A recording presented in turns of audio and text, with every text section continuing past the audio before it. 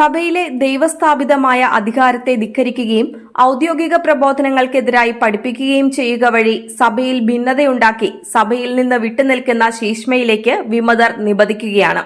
സഭാത്മകതയെപ്പറ്റി ബോധ്യമില്ലാത്തവരും യുക്തിരഹിതമായി വിശ്വാസകാര്യങ്ങളെ സമീപിക്കുന്നവരുമായ ഒരു വിഭാഗവുമായി ബന്ധപ്പെട്ടാണ് സീറോ മലബാർ സഭയുടെ സമകാലിക പ്രതിസന്ധി നിലകൊള്ളുന്നതെന്ന് ചൂണ്ടിക്കാട്ടി ആരാധനാക്രമ പണ്ഡിതനായ ഫാദർ ജോസഫ് കളത്തിൽ.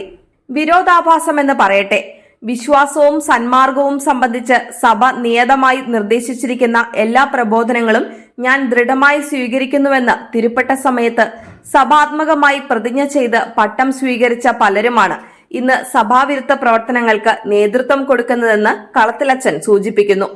ആഗോള സഭയിലെ വിശ്രുത ദൈവശാസ്ത്രജ്ഞനായ ഹിപ്പോയിലെ വിശുദ്ധ അഗസ്റ്റിൻ ഇപ്രകാരം ഒരിക്കൽ പറഞ്ഞു: കത്തോലിക്ക സഭയുടെ പ്രബോധനാധികാരം എന്നെ പ്രേരിപ്പിച്ചിരുന്നില്ലെങ്കിൽ ഞാൻ സുവിശേഷത്തിൽ വിശ്വസിക്കുമായിരുന്നില്ല.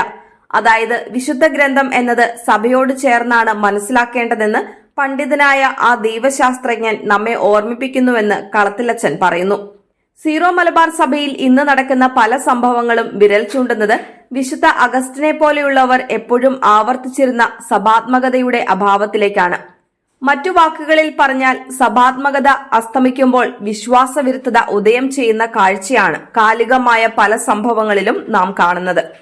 സഭ നിർദ്ദേശിക്കുന്ന കാര്യങ്ങളെ ഇന്ന് ഒരു കൂട്ടർ അന്ധമായി എതിർക്കുന്നതും വിശുദ്ധ കുർബാനയെ പോലും സമരായുധമാക്കി മാറ്റുന്നതും സഭാത്മകതയുടെ അന്ത്യവും അതോടൊപ്പം യുക്തിയെ ചേർത്തുപിടിക്കുന്ന വിശ്വാസത്തിൽ നിന്നുള്ള വ്യതിചലനവുമാണ്.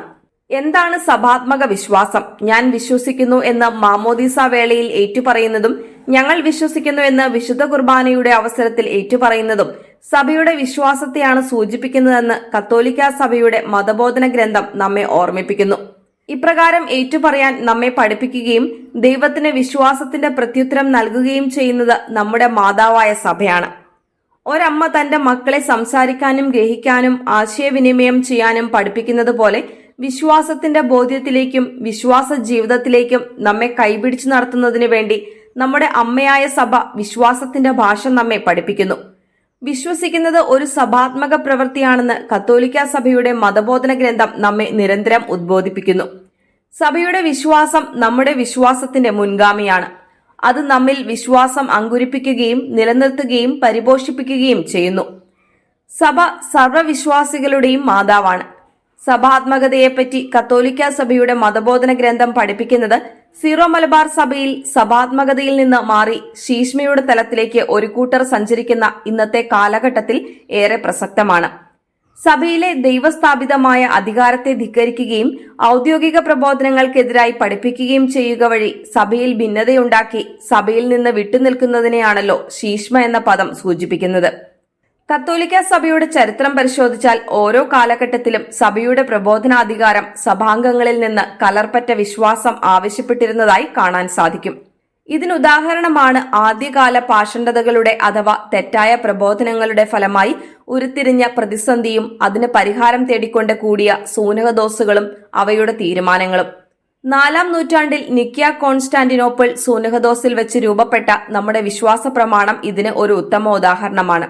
സഭാത്മകതയെപ്പറ്റി ബോധ്യമില്ലാത്തവരും യുക്തിരഹിതമായി വിശ്വാസ കാര്യങ്ങളെ സമീപിക്കുന്നവരുമായ ഒരു വിഭാഗവുമായി ബന്ധപ്പെട്ടാണ് സീറോ മലബാർ സഭയുടെ സമകാലിക പ്രതിസന്ധി നിലകൊള്ളുന്നത്. വിരോധാഭാസമെന്ന് പറയട്ടെ, വിശ്വാസവും സന്മാർഗവും സംബന്ധിച്ച് സഭ നിയതമായി നിർദ്ദേശിച്ചിരിക്കുന്ന എല്ലാ പ്രബോധനങ്ങളും ഞാൻ ദൃഢമായി സ്വീകരിക്കുന്നുവെന്ന് തിരുപ്പെട്ട സമയത്ത് സഭാത്മകമായി പ്രതിജ്ഞ ചെയ്ത് പട്ടം സ്വീകരിച്ച പലരുമാണ് ഇന്ന് സഭാവിരുദ്ധ പ്രവർത്തനങ്ങൾക്ക് നേതൃത്വം കൊടുക്കുന്നത്. സഭയിൽ നിന്ന് വേർപെടുത്തുമ്പോൾ വിശ്വാസം എന്നത് സ്വന്തം താൽപര്യമോ പ്രാദേശിക താൽപര്യങ്ങളോ സംരക്ഷിക്കുന്നതായി മാറുകയും സഭയും സഭാത്മക കാഴ്ചപ്പാടും ആക്രമിക്കപ്പെടുകയും ചെയ്യുന്നു. സഭാത്മകത ഇല്ലാത്തതുകൊണ്ടാണ് ഏകീകൃത വിശുദ്ധ കുർബാനയെ ഉൾക്കൊള്ളാൻ ഇന്നും സഭയിലെ ഒരു വിഭാഗത്തിന് കഴിയാതെ പോകുന്നത്.